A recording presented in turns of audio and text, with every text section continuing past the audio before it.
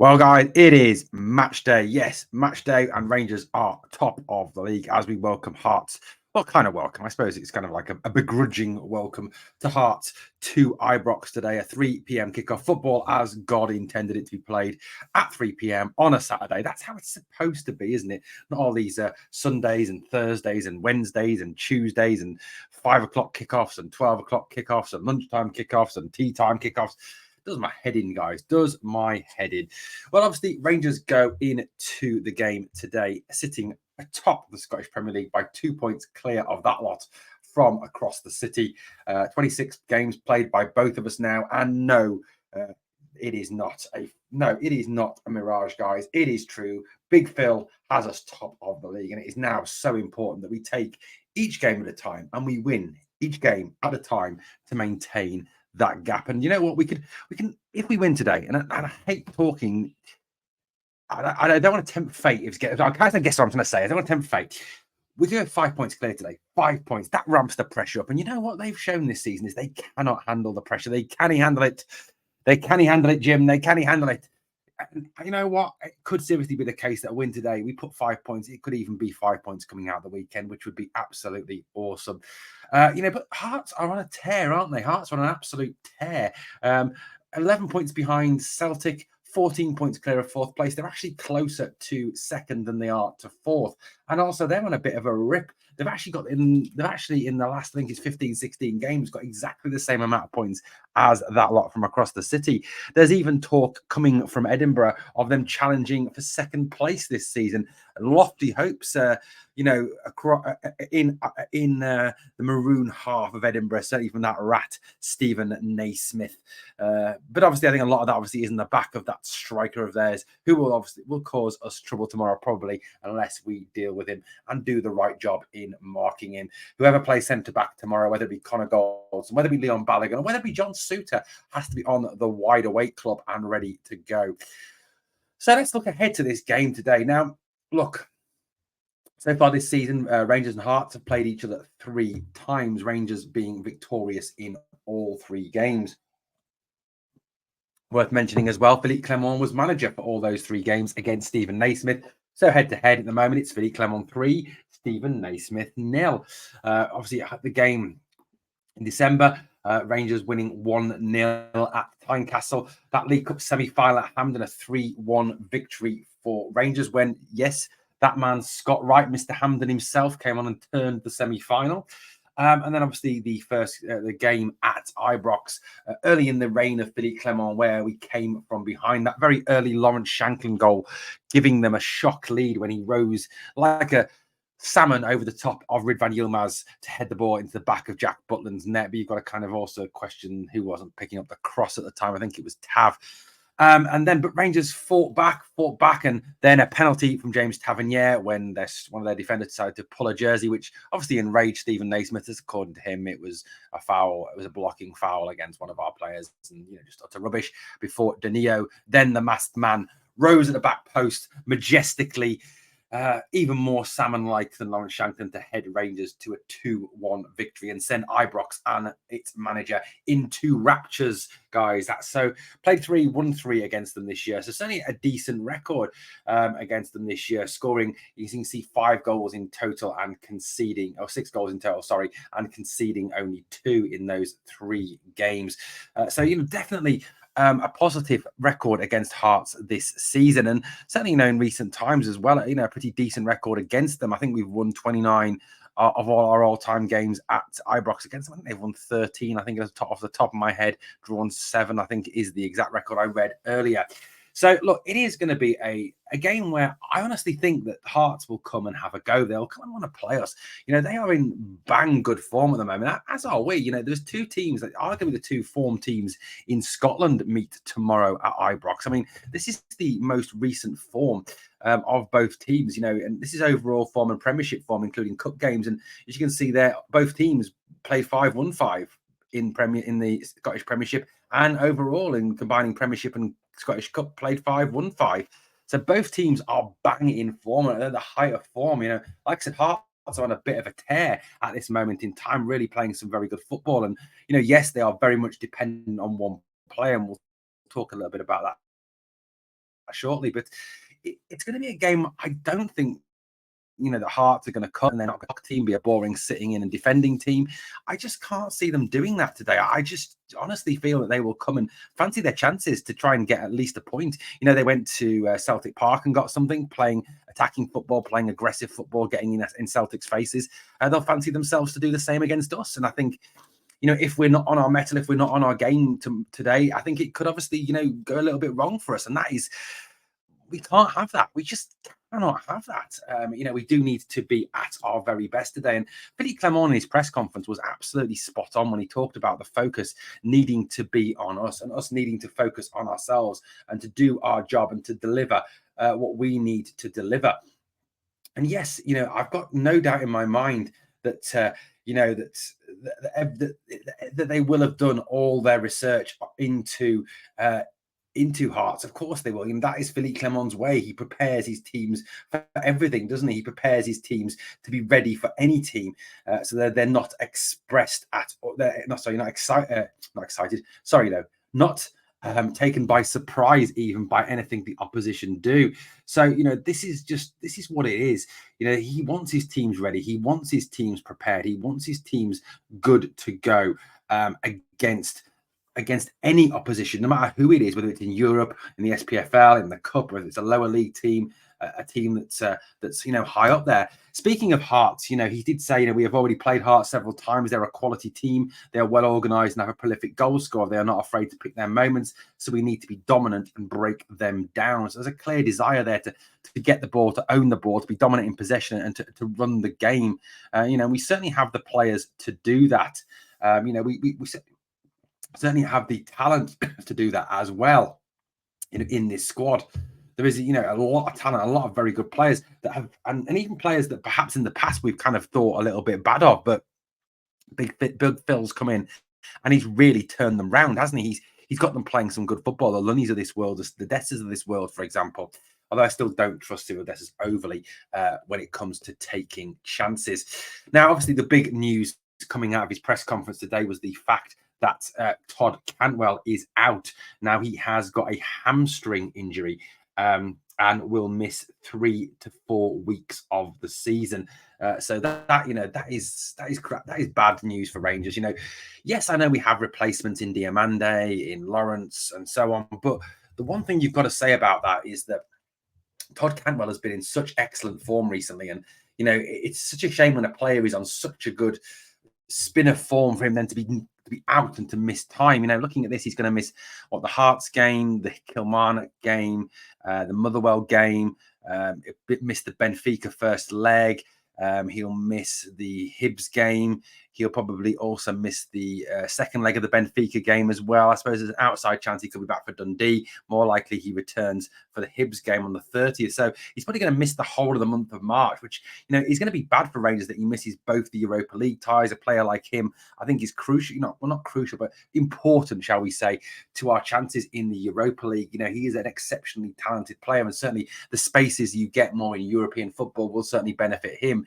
Now, one thing I am going to say about Todd Canwell and about Todd is that it's kind of not a surprise that he's injured to me, because he gets so little protection from the refs in Scotland. And everyone can go, well, yeah, you would say that. You're a one-eyed, biased Rangers fan. But, go back and in particular, watch the tape from the last game, the St Johnstone game, and look at how he's played, how he was targeted. Some of the tackles on him were absolutely shocking.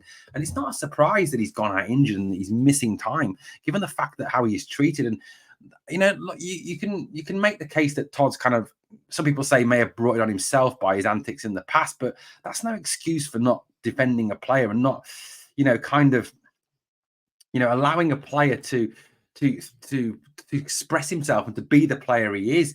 That is not an excuse for not giving free kicks to him, but just because in the past he may have done one or two slightly stupid things in terms of diving and so on. But look, the one thing you've got to say about that is, if we are truly going to improve the product and we are truly going to market the product more widely of Scottish football, which has got to be the desire of the SFA at the end of the day.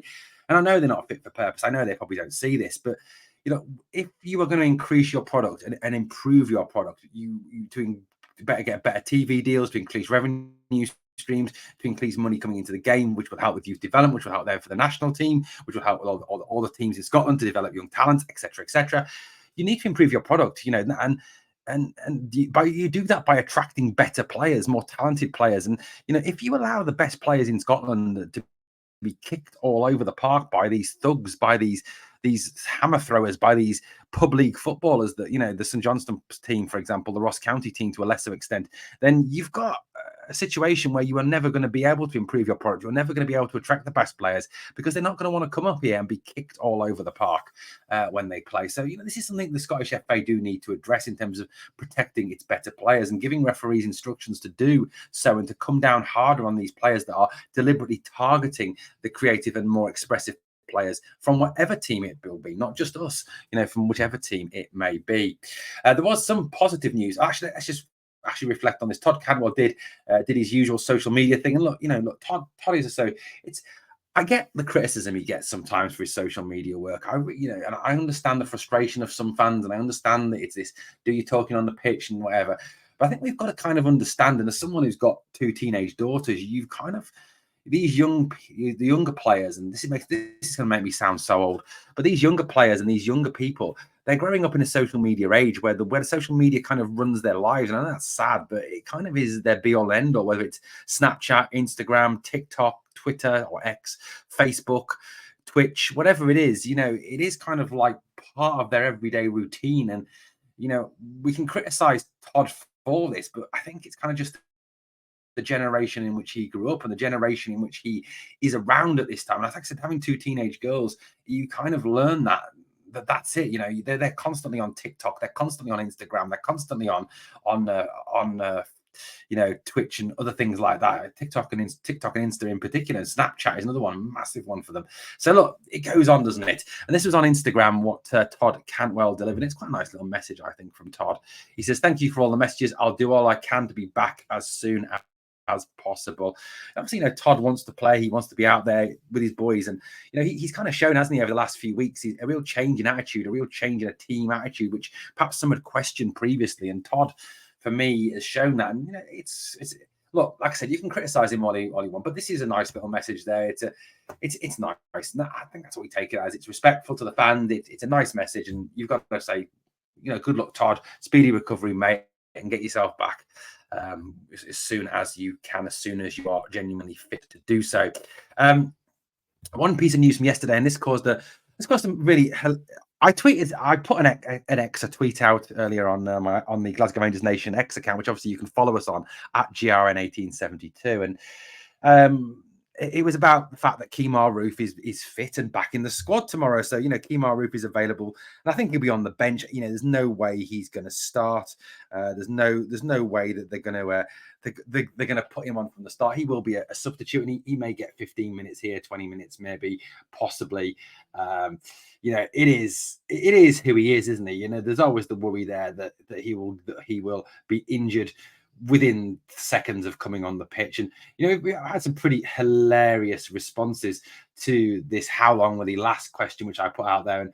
And he'll get injured pulling his strip on, he'll break his ankle shaking the manager's hands, 20 minutes, and he'll be out for the rest of the season. What else have we got? Someone put, till he scores against Benfica, I hope. He has a reputation, doesn't he, of scoring first minute and a gif of some player limping off, 10 minutes if he's lucky, 30 minutes, one tackle, and out for 3 months until he gets back on the pitch, until he trips over his laces on the way to the bench. There's a very much a kind of ironic response there from Rangers fans in terms of their expectations around Kemar.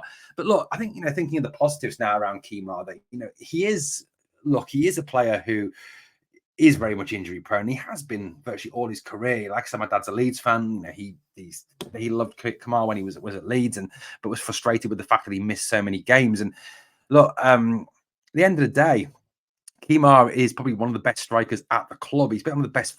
He's probably the best striker. And I think with Abdallah Sima, he's probably one of the best finishers at the club. And, if he can, and this is a massive, if at least stay fit for a little bit, we could, get a good few goals out of this lad. And he could help fire us to this title and even progress in the Europa League. He's got a track record in Europe of scoring goals. He's got, a track record of scoring vital goals during the season when we won 55. So look, he has got a track record. He is a good finisher. He's an instinctive finisher. That finish in Betis, for example, where the ball drops to him and he spins. There was the goal, I think, earlier against, it was either Ross County or St Johnstone, where I can't remember now which one it was now, but one of those two he scored in that. And again, it was a finish that only, I think, Kamar Roof could take. So look, yes, there is the irony. Yes, there is that concern constantly over Kemar that he's going to be injured, that he's going to be missing, that he's going to be out, that he's going to, not be available. But, look, that's Kemar all over. And if we can, look, I trust Philippe Clement more to try and keep him fit for a longer period of time than any previous manager. He's shown with the way that he's handled Tom Lawrence, with the way he's handled Ryan Jack, that he has got a different philosophy with recouping these players, with reinvigorating, with bringing them back to the first team. And I think he could well do that again with Kemar. So look, that's something we've got to have hope for, that Philippe Clement can do that. And we know, look, he's got a magic stick. Come on, he'll wave his magic stick around Kemar and he will be fine. Look, Hearts will come into tomorrow's game, and this is their lineup from the last game they played. Obviously a 3-5-2, which I think they'll go with tomorrow. Shankland and Forrest were up front. Vargas obviously came on in that game and scored. The key man there, you can look at across their entire team and you can say, well, Cochrane, that Beninga guy, the Fraser, whatever, Forrest, whatever, Vargas, whatever. Shankland's the guy you've got to stop. Stop Shankland, you stop Hearts. He scored 50% of their goals this season. And, whoever plays centre-back tomorrow, whether it's John Souttar, whether it's Connor Goldson, or whoever it is, has to be wide awake and watch where he goes. And, you've kind of got to... And he'll pull onto the fullback, but then the centre halves have got to cover, or one of the defensive midfielders has to drop back and cover, or the winger's got to. Someone's got to cover that movement from Shankland. He's clever with his movement. His movement has to be watched, and even if you detail someone to stay with him, as Sterling maybe in midfield, I don't know. Philippe Clement will come up with a plan, no doubt, but someone you need to be awake. You've got to stop him. Like I said, you stop Shankland, you stop Hearts. They aren't going to score without him. You stop him from scoring, you stop Hearts from scoring. It's quite simple. They are, in effect, really like a one-man team. So that's got to be something they do. Now, what will Philippe Clement do tomorrow? You know what? Whatever we do, whatever we say as a team lineup, and please put your team lineups in the comments, it's a guess. It's a guess. It's a massive guess. You never know, do you? You never know. So, look, I've had my best guess. This is how I would line up if I was picking the team. So, Jack Butland in goal, obviously picks himself. Absolutely outstanding. Best goalkeeper in Britain by a long shot. Back four, I think he will go with similar back four to the game the other day. I think, obviously, James Tavernier starts right back. Vital goals, those two penalties, balls of steel to score those two. As much as I would like to see Souttar and Balogun play in the middle, I think I think Connor Goldson's going through a poor spell at the moment. I think he'll go with Goldson and Souttar because they're in form. Souttar's definitely in form. I think as much as Big Leon's been very impressive this season, dropping John Souttar will be very unfair on John, given how he's played. And you don't want to chop and change your centre half pairing too much. That's not a good idea. Ridvan Yilmaz has to play at left back for me. He's the best left back at the club. These next two games against Hearts and against Killy, we need to be strongest team. We need to be as strong as we possibly can. And Ridvan Yilmaz is 10 times the player that Borna Barisic is. And I think he just offers you more going forward. He offers you more going back. He just offers you so much more than Borna Barisic ever will. So, look, for me, it's got to be there. I think otherwise they could exploit Barisic's slowness on that right side. Lunny has to start. I know he didn't have his... Well, actually, it's a bit confusing, he was given the Rangers TV Man of the Match award for the St Johnstone game. I thought he wasn't that good, actually, against St Johnstone. He wasn't even in my top four. So, you know what? It's a game of opinions, isn't it? But Lunny, for me, has got to start. He's been fantastic since Philippe Clement's come in. So, for me, Lunny has to play. I'm going to go with Diamande alongside him just because it's at home. And Philippe Clement has shown that he wants to be more attacking at home. He wants to be more, he doesn't want to play two holders. So I think it's unlikely that Jack or that Sterling will start because he won't want to play two more defensively minded midfielders. Plus, Diamande needs minutes. I thought he played really well against St Johnstone. I think he's, again, will move the ball quickly. He'll get forward. He'll go box to box. He'll cause the Hearts midfield problems. And we've got to dominate. We've got to control the possession. He's very good at doing that. So for me, he plays. He's got to play. He was very good in the last game. Was actually one of my men in the match. But he did very, very well. Then behind the striker, I think you go with Ross McCausland on the right. Please don't go Scott Wright because the guy was absolutely appalling in that last game. I think I gave him 0 out of 10. I don't think I've ever done that before. So yeah, it's Ross McCausland for me on the right. Tom Lawrence has to come into the 10 role realistically with Todd Canwell out. Tom Lawrence is your next best 10, isn't he? He's a top player. So for me, Tom Lawrence comes into that 10 role, influences the game. He's got the skills. He's got an eye for a shot, which again, I think, could be vital tomorrow. So for me, again, Tom Lawrence, he's got an eye for a pass.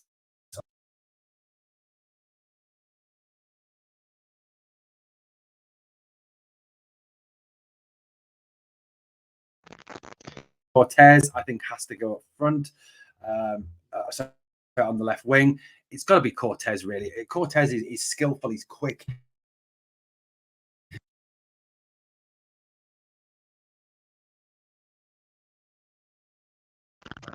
We need people to get in behind. We need people to cause them trouble. And that, for me, is Oscar Cortez. So I would go with Cortez on the left wing. I really would. Up front, you've got to go Fabio Silva. The guy's movement is just so good. He'll work their back three over. He'll create spaces for those three behind them to get in. I just don't trust Cyril Dessers enough in these vital moments, in these big games, to take his chances.